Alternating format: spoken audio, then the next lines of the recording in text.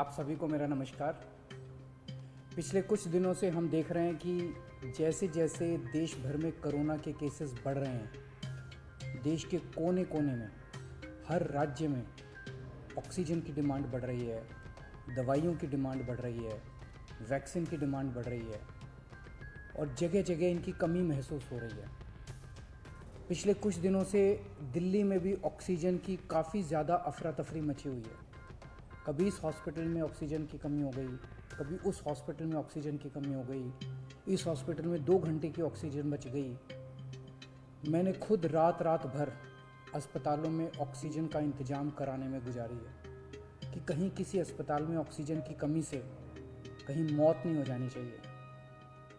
केंद्र सरकार हर राज्य को ऑक्सीजन का कोटा तय करती है। देश भर में जितनी भी ऑक्सीजन बनती है, केंद्र सरकार तय करती है कि इस राज्य को इतनी ऑक्सीजन मिलेगी, इस राज्य को इतनी ऑक्सीजन मिलेगी। अब दिल्ली को कितनी ऑक्सीजन चाहिए? दिल्ली सरकार ने अपना एक एस्टिमेशन लगाया जिसके हिसाब से दिल्ली को रोज़ाना 700 टन ऑक्सीजन की ज़रूरत है। केंद्र सरकार ने हमारा कोटा कल तक 378 टन तय किया हुआ था। ये कोटा कल शाम को बढ़ा के 480 टन कर दिया है केंद्र सरकार ने। इसके लिए हम केंद्र सरकार के बहुत बहुत आभारी हैं। हालांकि हमें अभी और भी काफ़ी ऑक्सीजन चाहिए, लेकिन केंद्र सरकार ने जितना भी बढ़ाया है उसके लिए हम उनका बहुत बहुत शुक्रिया अदा करते हैं। अब केंद्र सरकार ये भी तय करती है कि जो आपके कोटे की ऑक्सीजन है वो कौन सी कंपनी देगी। जैसे दिल्ली में तो ऑक्सीजन बनती नहीं है, दिल्ली की सारी ऑक्सीजन दिल्ली के दूसरे राज्यों से, दिल्ली के बाहर के दूसरे राज्यों से आती है। तो केंद्र सरकार तय करती है कि फलाने राज्य की ये कंपनी आपको इतने किलो ऑक्सीजन देगी, फलाने राज्य की ये कंपनी आपको इतने किलो ऑक्सीजन देगी। मान लो राजस्थान की ये कंपनी आपको इतने किलो देगी, हरियाणा की ये कंपनी आपको इतने किलो देगी। तो केंद्र सरकार कंपनियां तय करती है कि किस कंपनी से दिल्ली को अपने कोटे की ऑक्सीजन आएगी। अब दूसरी समस्या यहाँ पे आ रही है कि ये जो कंपनियां जिन राज्यों में हैं, उनमें से कुछ राज्यों की सरकारों ने उन कंपनियों से जो दिल्ली के कोटे की ऑक्सीजन आनी थी वो भेजनी रोक दी।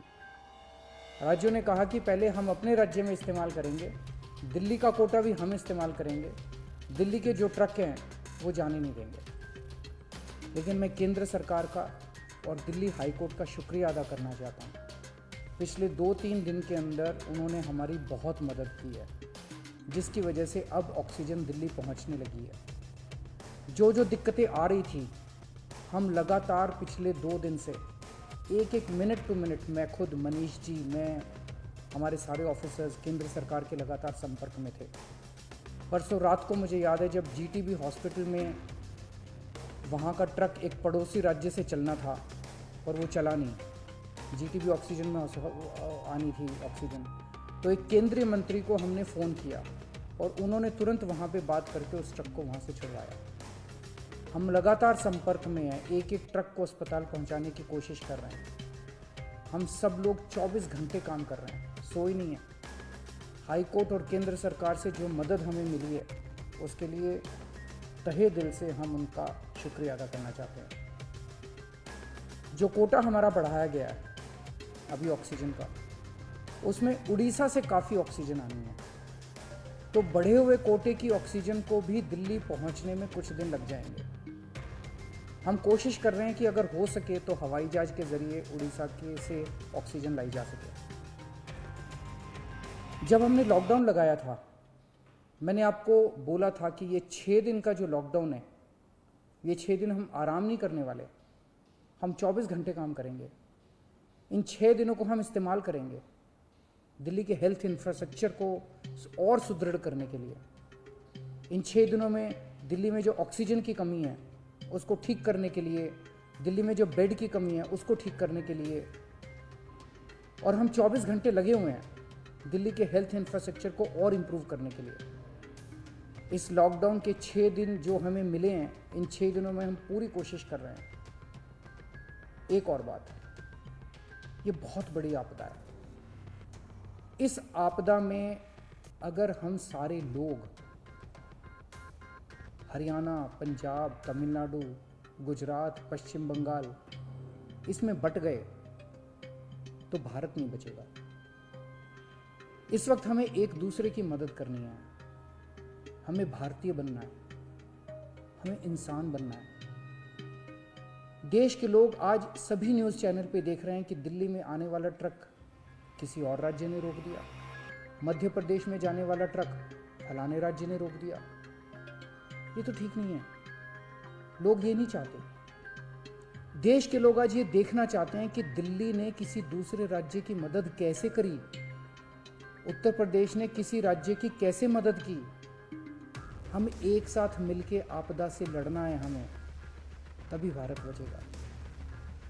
अभी तो समय ये है कि उत्तर प्रदेश वाला दिल्ली की मदद करे, दिल्ली वाला हरियाणा की मदद करे, हरियाणा वाला बिहार की मदद करे, बिहार वाला गुजरात की मदद करे। हम सारे लोग अगर एक दूसरे की मदद करेंगे तभी तो भारत बचेगा। और अगर इतनी मुश्किल घड़ी में भी हम सारे एक दूसरे से लड़ने लग गए तो अगर भारत राज्यों में बट गया इस समय तो फिर भारत को कौन बचाएगा। मेरी सारी नागरिकों से अपील है, सारी सरकारों से अपील है कि आइए मिलके एक होके लड़ते हैं। अगर हम मिलके लड़े एक मुट्ठी बनेगी, हमारे सारे संसाधन मिलके एक साथ इस्तेमाल होंगे, हमारी ताकत बढ़ेगी, हमारी शक्ति बढ़ेगी। और अगर हम बट गए तो फिर कोई हमें नहीं बचा पाएगा। मैं सभी राज्य सरकारों से कहना चाहता हूँ कि दिल्ली का मुख्यमंत्री होने के नाते मेरे से जो बन पड़ेगा, मेरे हाथ में जो होगा, आप मुझसे मांगिए, मैं दूंगा। पूरे देश की मदद करेंगे। अगर दिल्ली में हमारे पास ऑक्सीजन ज़रूरत से ज़्यादा होगी तो हम दूसरे राज्यों को ऑक्सीजन देंगे। अगर हमारे पास किसी दवाई की ज़्यादा मात्रा होगी तो वो भी हम दूसरे राज्य के साथ बांटेंगे। और जब दिल्ली में कोरोना कम होगा और किसी दूसरे राज्य में डॉक्टर्स की ज़रूरत हुई तो हम वहाँ डॉक्टर्स भी भेजेंगे। हम सभी भारतवासी हैं, हम अपने देशवासियों की मदद करेंगे, सभी राज्यों की मदद करेंगे, क्योंकि ये बीमारी कोई बॉर्डर देख के नहीं फैलती। मैं उम्मीद करता हूँ कि इसी भावना के साथ हम सभी मिलके एक साथ, सारी सरकारें, केंद्र सरकार, सारी राज्य सरकारें, हम मिलके काम करेंगे, एक भारत बन के काम करेंगे कोरोना को हराने के लिए। हमें पूरी दुनिया के सामने दिखा देना है कि विश्व में सबसे ज़्यादा कोविड केसेस भारत में होने के बावजूद कैसे भारत के लोगों ने, यहाँ की सरकारों ने मिलकर कैसे इस आपदा से लड़ाई की, कैसे हमने सारा प्रबंधन किया। भारत के लोग दुनिया को दिखा देंगे कि कैसे एक साथ मिलकर इस खतरनाक बीमारी को हमने हराया। जय हिंद।